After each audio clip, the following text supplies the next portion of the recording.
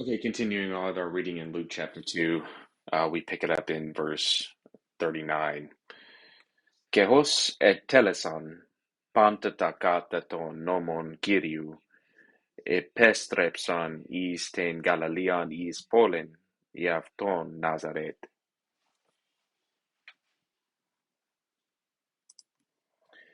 And as they completed um, all things according to the law of the Lord, they returned to Galilee to their city, uh, namely Nazareth. So we see the family return to Galilee here in 39 and 40. Joseph and Mary, they complete all their duties under the law. They return to Nazareth, and the implication is that they've been called into Jerusalem while traveling from Bethlehem to Nazareth. Um, and so grammatically here, K there, Kai is used transitionally. See the same thing, I think back in 2021 or 22. And hosts, here the conjunction hosts is temporal, and it's introducing a temporal clause. And then you have the neuter ta, you have the preposition kata, which expresses sort of this idea in accordance with or corresponding to. And the article ta is what grammarians like to call like an adjectivizer. What it's doing is it's turning the prepositional phrase, according to the law, into a modifier. We could say an attributive modifier. And so what it's doing is it's limiting the substantive adjective, everything, so that you could translate it something like everything that was according to the law. Of course, if Ponta is read as an adjective, all, then the article ends up serving as a nominalizer, and that's turning the prepositional phrase into a substantive. And so, and then Koryu of the Lord, probably like a genitive of source. The law that's sourced from the Lord, you could call that an ablative use as well. And of Nazareth, which of course Nazareth is an indeclinable uh, proper name. So in verse 40 here, uh, Tove paidion ixanen ke ekrataiuti plerumenon Sophia ke charisteu ein epapto. And the child was growing and was being strengthened, or and being filled with wisdom, and the grace of God was upon him. So you have this imperfect middle indicative verb, and then beside it you have this present passive participle, and from plerao, and here this is from krataiao, which is an omicron contract. So just to highlight a couple things here, I mean, that we see just grammatically. So the family returns to Nazareth in verse 40. De is transitional for Luke, and de as a discourse marker is indicating a step in the narrative. Okay, and so you have this from krataiao, this imperfect passive, grew and became strong. So the child was growing, the child was being strengthened or was made strong. And so here, probably talking about the mental, the moral growth, maturity, even bigger. Um, it's not, the point is not physical strength as the child grew into maturity. The idea is um, character, maturity in that sense. And then you have the present passive participle. He was filled, or being filled. This is an attendant circumstance participle. So the idea is to express action, and it's accompanying the two imperfect verbs grew and became strong, and so that's how it's linked. grammatically. Um, Sophia, you see it in the dative. Possibly we could consider this like an instrumental dative, but but it could be maybe even a better way to think about this is a dative of reference or respect or with respect to wisdom. Um, and so, uh, Karisteu, then you have epi, um, just charis there is the nominative subject. It's of the verb to be. Um, so in general, I think a good way to kind of translate then verse 40 would be the child grew, became strong, filled with wisdom, and the favor of God was upon. Okay, so we pick it up then in verse 41, and I guess we could read. Well, let's try to read 41 and 42 there. Que eporrevonto y horisatu kat etos is Jerusalem ten heorti tu pascha. Que hote egeneto eton dodeka ona bainonton eton katetos ethnos tes eorotes. Um, so we would say, and the gones, the parents, his parents were going, eporrevonto, and his parents were going every year to Jerusalem, te heorte, for the festival to Pascha of the Passover. And when he became dodeka eton, 12 years, um, he was going up with them according to the ethos, the custom, tes heortes of the festival. One thing that you see here is kata plus the accusative, and the accusative is etos in verse 41, which would just be like according to the year, literally. It's just a common idiom. It's sort of taken it in like a distributive sense, so we could say like every year. Um, and so typically those far from Jerusalem, they made only one pilgrimage to Jerusalem per year, and that was on the Passover, so it's annually, would be another way idiomatically we could translate that. Um, and so then you have the parents of him. The genitive is adjectival, it's relational, and so um, and then we have the imperfect parevanto, went or we're going, we're traveling to Jerusalem, and so this imperfect aspect is best thought of as something that's iterative. There's repeated action. So every year, the idea is his parents used to go to Jerusalem. And so it could be something that's simply expressing a past process, but it also could be something that is um, bears sort of more of a repeated action. So it's something that is, I guess, somewhat debated there. Te heorte for the feast, um, and then to pascha of the Passover. Genitive here just being, adjectival. It's an attributive use, and so what it's doing is just limiting the festival, which is associated with a Passover. Is the idea in 41. Now in 42, you have hote plus the indicative, which is temporal conjunction, when we would translate it. And that's serving to introduce a temporal clause. And you'll just notice the series of temporal clauses that follow, which serve to kind of narrow the timing of the story. Eton dodeka, 12 years old. So we see the boy, he became a boy, he was 12 years old. A boy is assumed, so the genitive is attributive, limiting boy. when he was a 12-year-old boy.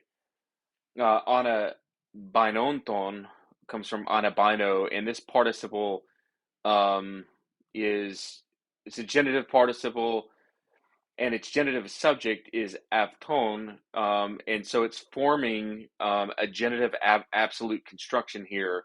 Again, it's temporal when they were going up, and then you have kata plus the accusative, according to the custom of the feast. We could even say in accordance with or according to the custom being referred to here. So it's not.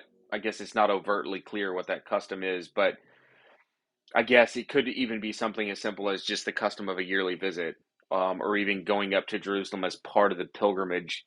Um, and so they went up to the festival as they usually did. Is sort of the sense that I think that's at work there. Okay, so que telios santon ta semeras into hupostrepsen aftus ipeminen Jesus sapes in Jerusalem que ug egnosen iones aftu νομίσαντες τε αυτόν είναι εν τε συνοδεία έλθον ημέρασορον και ανεζήτουν αυτόν εν τους συγγενέσιν και τις γνωστοις. So we have here um, having fulfilled 43. So teliao, another Omicron contract verb. I mean, it just means to end. So we could say when the festival ended, and they started to return, the boy Jesus stayed behind in Jerusalem, but his parents did not know it. Verse 44, and having supposed him to be nomisantes, having supposed him to be in the Sunodia, the caravan, they went a journey of a day, which is Hemeras Haran, like a journey of a day. They went a day's journey, and on a Zaytun, they were looking for him among the Sune Genebsen, among the relatives, and the Genostis, the acquaintances. Again, you have this, and Luke likes this. Teliosanton, this from teliao, the aorist participle, this genitive, having fulfilled, completed, or finished. You have this temporal genitive absolute participle with the aorist here expressing just an action that has taken place, possibly indicating the family's attendance for the full 7 days of the festival, which was a sign of devotion. They stayed to the very end of the festival. They finished it. They saw it through to completion. And then you have the present infinitive into hupostrephane. And so this present infinitive, and then you have the preposition in with a dative, articular infinitive, which again is a temporal clause, typically denoting time, contemporaneous time. The present tense is expressing, ongoing action, durative action. Jesus' parents were journeying home in the process of journeying home, and the accusative subject of the infinitive is avtus. You remember the infinitive takes a subject accusative. As they were returning, hopais, the boy, standing in apposition to Jesus. That's something that sort of leapt out to me as I was reading. You can see the juxtaposition of those two words there together in apposition. Hupamenein, from hupameno, this aorist here. And then you have in plus the dative, sort of expressing, I guess, space or the place. And then verse 44, nomissantes aorist participle. The participle is adverbial, probably has a causal sense because they thought would be a way we could gloss that. Because they thought present infinitive, he was or him to be. The infinitive, see what the infinitive is doing here is introducing an object clause. It's introducing a dependent statement expressing what they thought. They thought that he was somewhere in the caravan. And so the subject of the infinitive, he, takes the accusative case again as normal. So you have another prepositional in plus the dative phrase. Again, I think probably expressing like a space or a place, or it could be expressing. We could translate it with or among the caravan. Would probably be another way to translate it.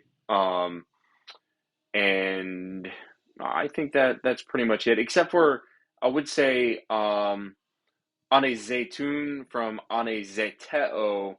This epsilon contract is an imperfect, and again, just to stress the aspectual nuance of these verbs, right? So the imperfect carries this durative sense, which would mean that not only did they go searching for Jesus at the end of the day, but that they were searching for him the whole of the day.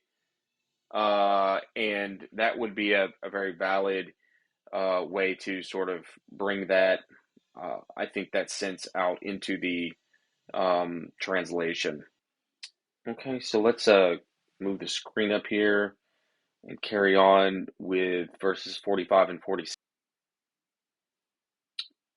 Okay, so que me evrontes hupe strepson es Jerusalem azazuntes avton que egeneto meta hemeras tris evron avton into hero kathezemenon in meso ton didaskalon que aconta ton que eperotunta avtus. And having not found him, they returned hupostretchen to Jerusalem, looking for him. Verse 46, and it came about, metahemeras tres, that after 3 days they found him in the temple, in the hero, in the temple, kathe zomenon. What was he doing? He was sitting in meso, in the midst of the didaskalon, the teachers, and akuonta, listening to them, and eperotonta, and questioning them. So not only is Jesus listening, Jesus is busy questioning these teachers as well. So the participle, verse 45, me evrontes, is from evrisko, this aorist participle. It's adverbial. It's best treated as temporal again. And hupastrepsen, it just, then you have ace plus the accusative, and anazetuntes. Just looking at the different parts here, you'd have a present participle there, anazetuntes. And that participle is adverbial, and expressing purpose, like in order to look for him. So while the present tense is durative, and it's expressing an ongoing search, so looking for him as they went.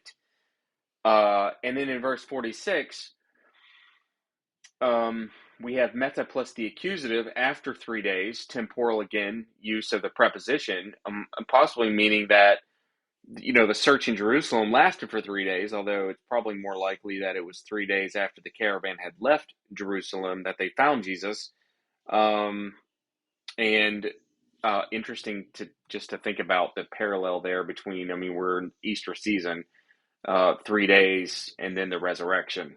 But that's just beside the point. Kathe zomenon, present participle, sitting, sort of, and then we see him listening, and he's not only listening, but he's questioning And this participle kathe zemenon is a complement of the direct object him. It's an accusative complement. And then you have the genitive ton didaskalon, which is partitive. There's a part of the whole. It's just adjectival use of the genitive, and the word is Luke. Luke is, I, Jesus is not sitting at the feet of the teachers, but he's in their midst, almost as if he were a teacher himself, and he was a teacher. But it sort of leaves you with this idea that Jesus isn't just like sitting at the feet, oh, please teach me. Jesus is in the middle, and casting himself as a teacher. He's also questioning them. And then you have akuanta from akuo, this present participle. Think about all the use of participles here. I mean, it's just participle after participle, several infinitives, lots of temporal as uses as Luke is advancing this narrative. So just pay attention to kind of what you're reading, and you actually start to begin to learn how to read the style of the particular author that you're looking at. So as we're looking at Luke, you're really starting to see some of the same patterns emerge, how he likes to advance a story, how he likes to use the participle, and what connectives and things like that he likes to employ. So again, let's move the text up here and look at verses 47 and 48. And we're going to see the result of kind of what happened with Jesus sitting in their midst and how that sort of made them feel. So we pick it up in verse 47. Existanto de pantes si aquantes aptu epite sunese que tes apocrise sin aptu, que idontes apton exe plagetsan, que ipen pros aptone meter aptu teknon, ti epiesas imin hutos, idu, ho partersu, cago, adu nomini exutumense. We'll stop there. So they were amazed. Tanto. They were amazed, and all were amazed, the ones listening to him, at the sunese, the intelligence, and the apokrising, the answers, and the answers of him, of his answers. And idontes, and having seen him, exe plagesen, they were astounded, and Ipon prosepton said to him, his mother, and said to him, and his mother said to him, and the mother of him said to him, child, why have you treated us like this? Or why do you do this? Literally, to us. Look, your father and I, Kago, aduno many have been anxious. Look, the father of you and I have been anxious. We were looking for you, or searching for you with great anxiety. It would be a smoother way to put that. So there's consternation around Jesus having been gone, and where is he? And this is certainly very troubling. I mean, I've been out with my kids before, and just for 1 second, you're like, where's he at? Where's he at? And we're always asking, mom, dad, back and forth, do you have your eye on him? Who's got your eye? And so you can only imagine in a foreign place when someone is missing, your child is missing. It's very, very concerning, very scary, very anxiety provoking. So in 47, Luke is going to use this connector, de, and again, this is moving the narrative along. It's transitional in nature, and it's indicating a change in the subject to the ones that are listening. He akuontes, This present participle. So if the adjective all here is read as a substantive, so we would translate that, like, for example, if we translate everyone, then the participle is adjectival, and we're looking at an attributive use of the participle, which is limiting then everyone, to all who heard. And Avtu is the genitive, in this case, I guess, object after a verb here. And this verb happens to be a verb of perception. And so they're hearing, they're perceiving something. And then you have the imperative existemi, this athematic conjugation. They were amazed, they were confused, astonished. The word is, something like this astoundment. It's often associated when we see this word with a miracle. Possibly, it's expressing this. It's an amazement, and something's happening inside them as a result. It's a very powerful word, and you have epi plus the dative, expressing the cause, because of, or on the basis of, and then te sunese. This is intelligence. This is uh,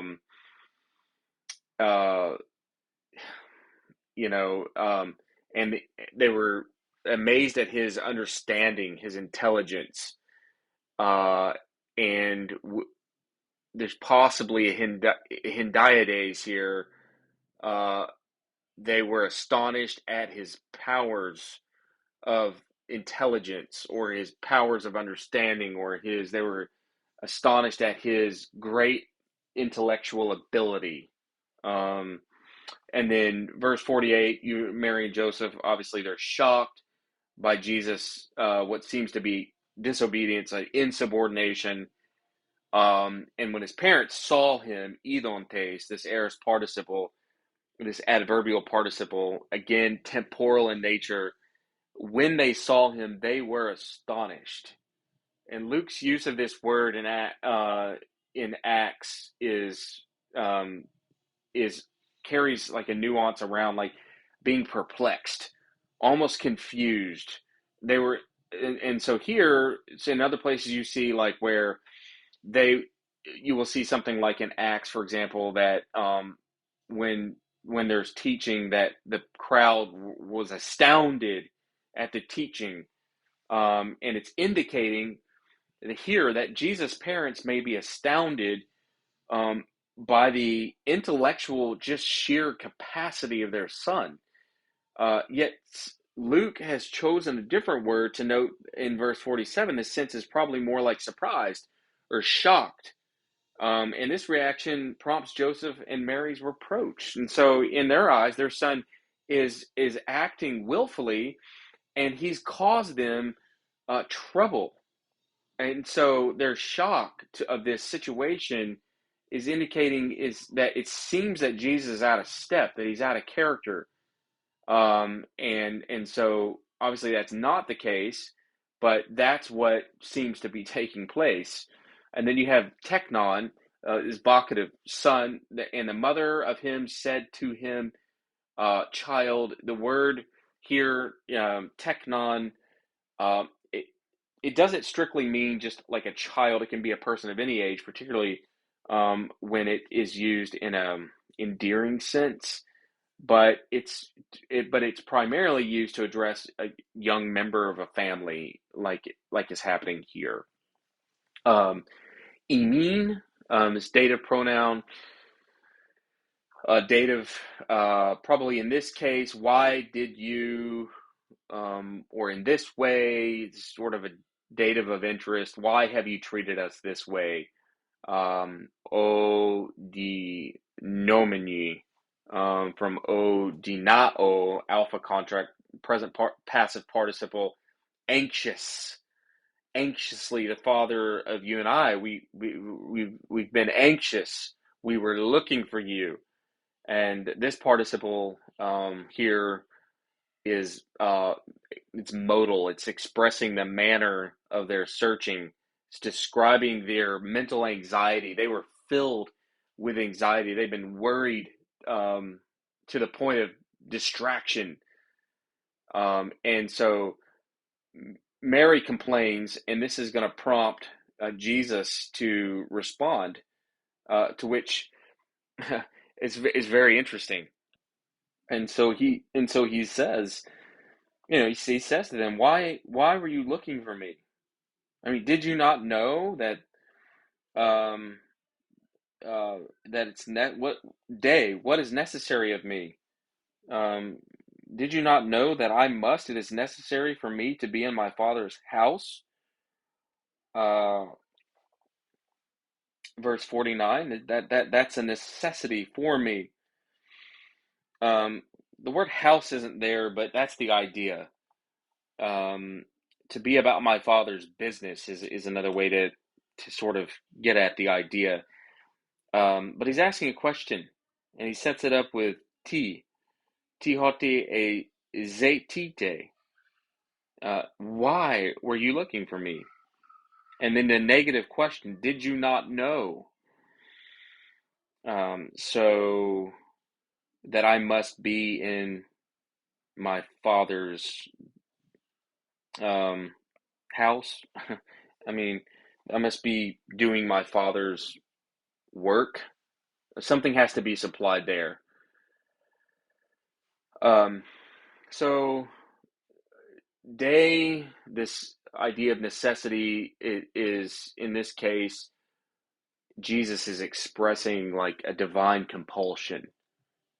That in this case, Jesus is talking about his relationship with the Father, and then you have the infinitive ine, to be, and that infinitive is serving as a substantive, which is introducing a nominal phrase. The subject of the impersonal verb is it is necessary. In tis tus patros, in my father's house. Again, um, supplying house. The plural article tis is a nominalizer, and that's turning the phrase to patros of the father into a substantive, and it's the object of the preposition in. So what are the things? Obviously, not the teachers, as the article is neuter. So there seems to be a couple of options, and that's why I'm saying you would one supply something like house. I must be in my father's dwelling place. I must, in other words, the temple. Or other translations have done something like I must be about my father's business. Obviously, the word business is not there, but that would also work. And then, something like Jesus must be among the teachers of the law in his father's house. So the point being is that something there has to be supplied. And then you have mu, which is just my or of me. The genitive is here just adjectival. It's possessive genitive, and it's emphatic. You can see that by its position. Um, uh, you know, so Jesus is expressing something like, he is expressing something of his messianic role. He is the Son of God, and you see this filial relationship, which is expressed here, even in this small verse in verse 49. Let's just cap off the rest of this text in through verse 52, and go ahead and complete this chapter. So verse 50, Keati u sunechan torema ho elalesen aptis. Verse 51, Ke katave met avton ke elten is Nazaret, ke ein hupotasomenos aptis, ke pater tu, ditere pantate remata, inte cardiates, ke Jesus proekopten inte Sophia he helikia he charti parateu ke anthropis. Um, so, verse 50, and they did not understand the word elales in which he spoke to them.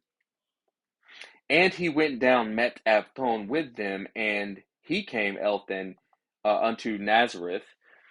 And he was hupotasomenos, he was being subjected, or he was being subject to them. And he meter aptu, and his mother was ditere, she was treasuring pantata remata, all the words in her heart, or all the things that he was saying. She was treasuring those things in her heart.